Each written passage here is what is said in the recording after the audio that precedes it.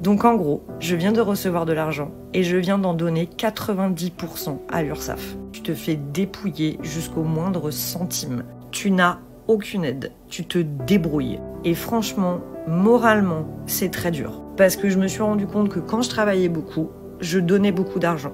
Donc je n'en avais pas spécialement. Et quand je travaille pas, j'ai pas d'argent. Et en fait, je me suis dit, mais en fait, que je travaille ou que je travaille pas, j'ai jamais de thunes. Tu penses que la France est un paradis fiscal? Écoute cette vidéo jusqu'au bout et tu vas comprendre que la France est en réalité un enfer fiscal. Un enfer fiscal pour tous ceux qui osent essayer de s'en sortir, qui osent essayer de gagner de l'argent, pour tous ceux qui osent entreprendre.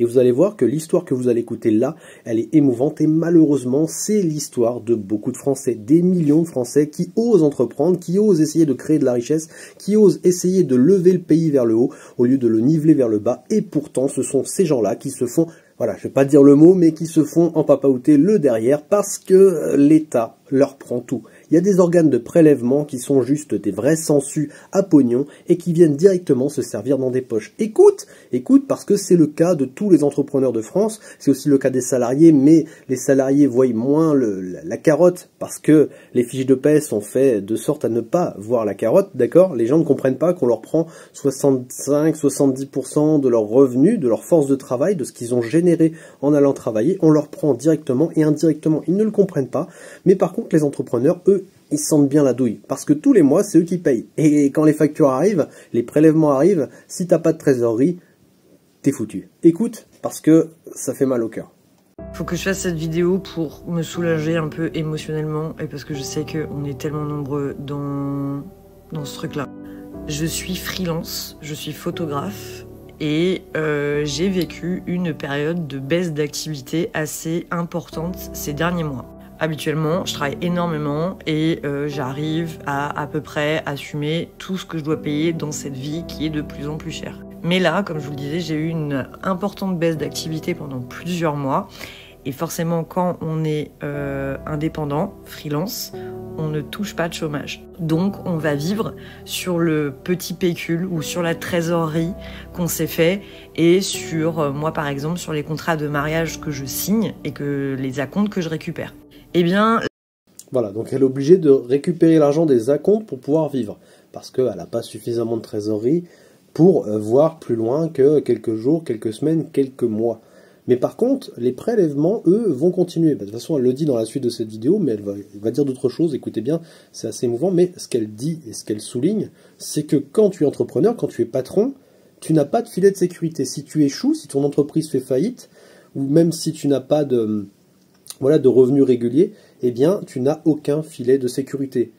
À l'inverse du salariat. Le salariat, ça a l'avantage de, voilà, si tu n'as pas d'activité, tu es au chômage, tu es payé parce que tu as cotisé, et puis si l'entreprise, elle, ne fait pas de chiffres, si elle n'a pas d'activité, le patron, lui, est dans l'obligation de te payer.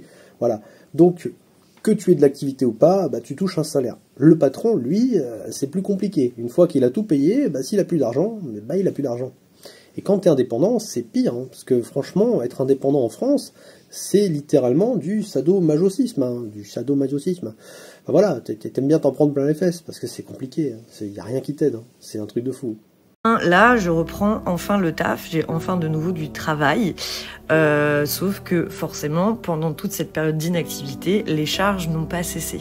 Alors les charges personnelles, bien entendu, le loyer, les électricités, etc., comme tout le monde, qu'il faut assumer, mais en plus, les autres charges qui sont notamment les impôts, l'URSSAF et pour moi, l'IRSEC. Et là, je voulais juste parler de ça. Aujourd'hui, j'ai reçu de l'argent, de boulot que j'ai fait. J'ai reçu une certaine somme d'argent, de travail que j'ai fait. Et du coup, ça fait vachement du bien de voir enfin de l'argent re-rentrer sur le compte professionnel. Mais aujourd'hui, on est le 15 avril. Et le 15 avril, vous savez ce que c'est?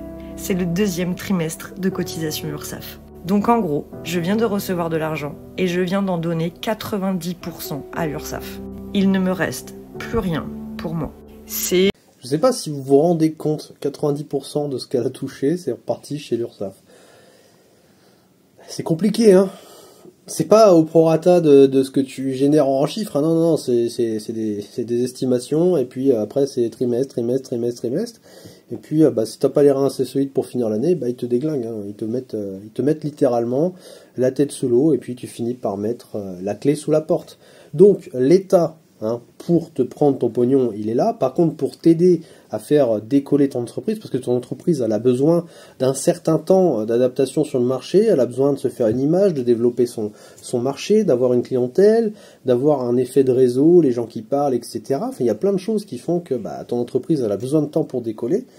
Et de trésorerie, elle a besoin d'investissement, elle a besoin de pub, etc. C'est compliqué. Quand tu n'as pas d'argent, tu ne peux rien faire. Et en plus, tous les services qui sont liés à ton entreprise, eux, ils te coûtent de l'argent. Il y a des abonnements, il y a des frais, voilà, il y a des gens à payer, des fournisseurs à payer, etc. Ça dépend ce que tu fais. Mais dans tous les cas, il y a des frais, il y a des charges qui s'accumulent, en dehors des impôts, l'URSSAF, etc. Donc tout ça mis bout à bout, c'est juste te foutre la tête sous l'eau. Et il n'y a rien en France qui est fait pour aider les entrepreneurs. Alors il n'y a que les grosses entreprises qui ont des subventions et les reins solides qui, elles, vont réussir à survivre quelle que soit la situation du marché. Par contre, tous les autres, ils vont avoir la tête sous l'eau, ils vont suffoquer et ils vont s'éteindre. Et c'est ça le problème en France. Faut pas chercher beaucoup plus loin pour comprendre que la France est en train de couler. Le navire coule. On a besoin de beaucoup d'argent pour faire survivre le mammouth, parce que la France est un mammouth. Il faut beaucoup lui donner à manger, donc beaucoup d'impôts, beaucoup d'argent, sauf que les moyens de création de richesse sont de moins en moins nombreux. Il y a de plus en plus de fonctionnaires parce qu'il y a de moins en moins de travail dans le privé. Il y a de moins en moins de travail dans le privé parce que l'État se goinfre comme un cochon et t'étouffe littéralement. Et plus ça va aller, pire ce sera. D'accord ? On n'a plus d'industrie, on n'a quasiment plus d'entreprise. Il y a un moment donné, comment on va faire ? Là, on survit comment, à votre avis? On survit grâce à la dette. Grâce à la dette. On emprunte chaque année, d'accord? On vit à déficit, on vit à découvert, on vit au-dessus de nos moyens. Donc, il y a un moment donné, ça va plus le faire du tout. Hein, et ce genre de situation, ça sera de plus en plus fréquent, et de pire en pire. Et c'est compliqué. Hein. Moi, 90% de mes revenus qui partent dans l'URSSAF, je ferme boutique et je retente ma chance dans un autre pays. Pardon. Donc il y a un moment donné, il ne faut pas s'étonner si les gens quittent la France. Hein. Je les comprends tout à fait et je ferais exactement la même chose si j'étais dans une situation où j'avais une entreprise qui fonctionnait très bien et qui se faisait littéralement fumer par l'État. Il n'y a pas de problème, je me casse. Hein.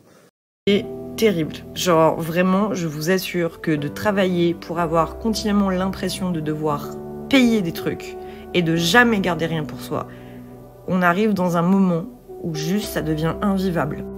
Ça s'appelle du servage. Je suis désolé de couper l'histoire, mais ça s'appelle du servage. Tu travailles pour l'État, tu travailles pour les autres. Tu ne travailles pas pour toi, d'accord ? Tu n'arrives pas à te générer un salaire qui est convenable, tu travailles énormément. Il y a des auto-entrepreneurs qui travaillent 70 heures par semaine, c'est énorme, hein ? Comparé à un salarié qui travaille 35 heures et qui, dans la majorité de son temps, va avoir des temps libres, enfin ça dépend ce que vous faites, hein, mais va avoir quelques temps libres, quelques temps morts et le temps de souffler. Un entrepreneur, c'est stress constant, c'est boulot constant, il faut qu'il recherche du client, il faut qu'il satisfasse son client, il faut qu'il fasse sa pub, il faut qu'il gère ses factures, ses trucs, enfin voilà, il y a énormément de boulot, et en fait, t'es tout le temps la tête sous l'eau, t'en peux plus. Et en plus, il y a l'administration derrière, faut remplir des trucs, des CERFA, des machins, les normes, les trucs, enfin, tu deviens fou en fait, tu deviens fou en France et en Europe, tu deviens cinglé, hein. Et effectivement, travailler pour rien, pour payer des trucs qui n'ont rien à voir pour soi, dites-moi dans les commentaires ce que vous en pensez, mais moi ça me la met là, hein, je suis désolé, mais... Je fais mon travail depuis maintenant, je pense, ça doit faire 15 ans que je suis photographe. J'ai eu une période très faste où je travaillais énormément et je rentrais pas mal de sous. Sauf que j'étais vraiment dans la zone de vache à lait. Je coupe une dernière fois, il y a 15 ans, la situation de la France était totalement différente. C'était pas non plus la meilleure situation. Hein. La meilleure situation, c'était il y a 30-40 ans. C'était pas la meilleure situation, mais là, depuis qu'on a Macron, et puis Hollande, et puis tout Sarkozy et tout le bordel, là, depuis 15 ans, c'est la chute en avant. Hein. C'est vraiment l'accélération dans le déclin. Surtout depuis Macron. Depuis la Macronie, alors là, c'est la fête du slip. Elle a commencé dans une période qui était quand même assez faste, comme elle le dit. Il y avait encore du potentiel. Il y avait un peu moins de freins niveau juridique et normatif, et puis voilà, maintenant c'est compliqué, hein. Là franchement, celui qui ouvre une entreprise aujourd'hui, il a des burnes, mais comme ça, tu vois, plus grosses que ma tête. Et je vais juste revenir un petit peu en arrière et puis j'arrête de la couper. Sauf que j'étais vraiment dans la zone de vache à lait. Tout ce que je gagne, je le redonne. Et alors en plus, tu enchaînes sur une période où tu ne rentres plus beaucoup d'argent, et là, mais tu te fais dépouiller jusqu'au moindre centime. Tu n'as aucune aide. Tu te débrouilles. Et franchement, moralement, c'est très dur. Parce que je me suis rendu compte que quand je travaillais beaucoup, je donnais beaucoup d'argent. Donc je n'en avais pas spécialement. Et quand je travaille pas, j'ai pas d'argent. Et en fait, je me suis dit, mais en fait, que je travaille ou que je travaille pas, j'ai jamais de thunes. Parce que je donne tout le temps. Pour le loyer, les charges qui ne font qu'augmenter, l'inflation, la bouffe, l'URSSAF, l'IRSEC, les impôts, les inconvénients du quotidien, une machine à laver qui tombe en panne, le chat qui doit aller chez le vétérinaire, ça n'arrête jamais. Je n'ai jamais d'argent, quoi qu'il arrive, même quand je taffe. Quand je taffe pas, il y en a pas non plus. Et je me dis, mais à quel moment on va réussir à maintenir les gens dans l'envie de travailler? Parce que moi, je suis fatiguée. Je ne m'en sors pas. Genre, j'ai beau taffer depuis que j'ai mes 18 ans, j'ai 35 ans, je ne m'en sors pas. Et pourtant, je vous assure que j'ai taffé dans ma vie, quoi. Bref, il fallait que ça sorte. Parce que, juste, je suis fatiguée.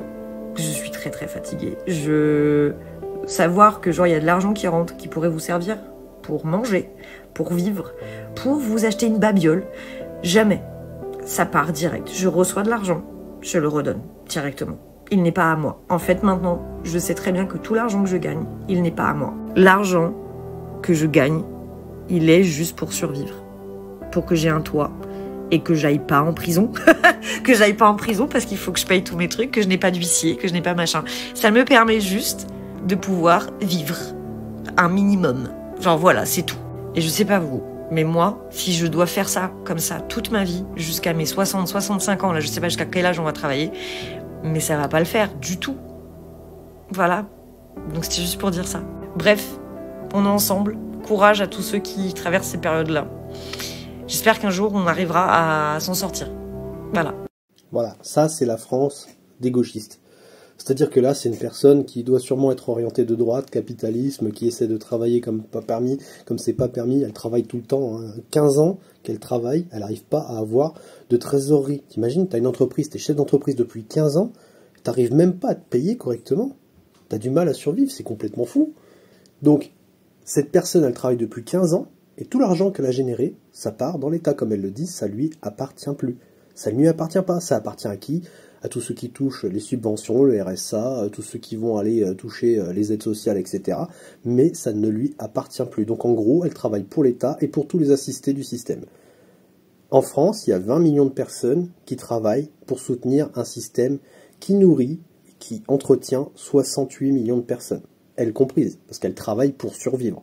Donc elle travaille pour elle, survivre, c'est même pas pour se faire plaisir, elle travaille pour survivre, ce qui est complètement hallucinant. Et à côté de ça, elle travaille pour le reste de la population, les jeunes, les retraités et tous ceux qui sont sans activité et qui ont besoin d'aide sociale, tous ceux qui ont besoin de se faire soigner.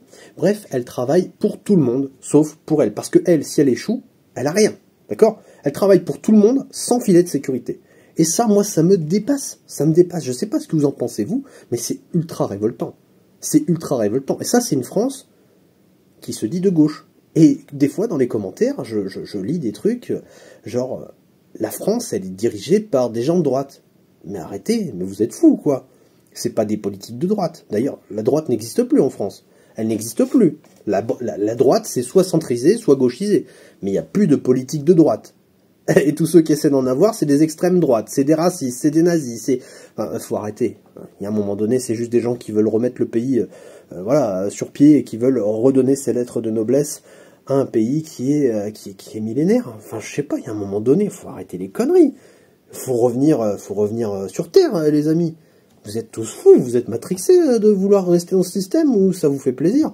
Ouais, je sais pas. En tout cas, faut pas s'étonner si des personnes qui travaillent depuis 15 ans, qui travaillent 70 heures par semaine et qui donnent tout pour survivre, finissent par mettre la clé sous la porte et disent, bah c'est bon, hein, oh, la France, ça va bien 5 minutes, mais moi j'en ai marre d'entretenir ce système qui est juste insupportable. Mais insupportable. Dites-moi dans les commentaires ce que vous en pensez. N'hésitez pas à partager cette vidéo à tous ceux qui sont dans votre entourage. Si vous avez des gauchistes qui comprennent pas ce que c'est de travailler 70 heures par semaine et de tout donner pour les autres et de ne rien gagner pour soi, eh bien partagez cette vidéo. Peut-être qu'ils vont avoir un déclic. Mais bon, généralement les gauchistes, vous savez, Je sais pas, il y a un problème avec ces gens-là. Il y en a qui disent que c'est une maladie mentale, et je commence vraiment à le croire, parce que tu as beau leur mettre le nez dans le caca, bah ils vont te dire que ça sent bon. Hein, ils vont te dire que ça sent bon. Non, j'aime bien l'odeur. Non, en fait, t'as pas compris. C'est bon. Goûte. Non, je veux pas goûter du caca. Mais goûte, je te dis. Non, je ne goûterai pas du caca. Tiens, je m'en sers un petit peu comme ça, voilà. Voilà, c'est ça la maladie mentale, c'est ce qui profite du système, tout simplement. Le système leur va très bien, sauf que le système, il commence vraiment à battre de l'aile. Et quand ça va s'écraser, je sais pas si vous avez déjà vu des vidéos de crash d'avion ou d'explosion de centrales nucléaires, mais il va y avoir un truc dans ce genre-là, tu vois. Ça, voilà. Et le pays, il va pas s'en remettre. Déjà là, pour s'en remettre, ça va mettre des années, hein, parce que faire tourner un paquebot, ça se fait pas en un claquement de doigts. Le Titanic, il a pas pu éviter l'iceberg. Je sais pas si vous faites le parallèle, mais le Titanic, c'est la France, l'iceberg, c'est la crise dans laquelle on se dirige, et on accélère. On accélère très très fortement. Donc si vous faites partie de ces gens-là qui travaillent fortement et qui n'ont rien, n'hésitez pas à le partager dans les commentaires, débattons-en dans les commentaires, et puis faites en sorte que cette vidéo devienne entre guillemets virale pour que le plus de monde possible puisse la voir, afin que eh bien, des gens puissent comprendre la détresse de ces personnes-là. Et à un moment donné, faut arrêter. Faut arrêter. Tu peux pas travailler 70 heures par semaine pour rien. C'est pas possible. C'est pas possible. Voilà.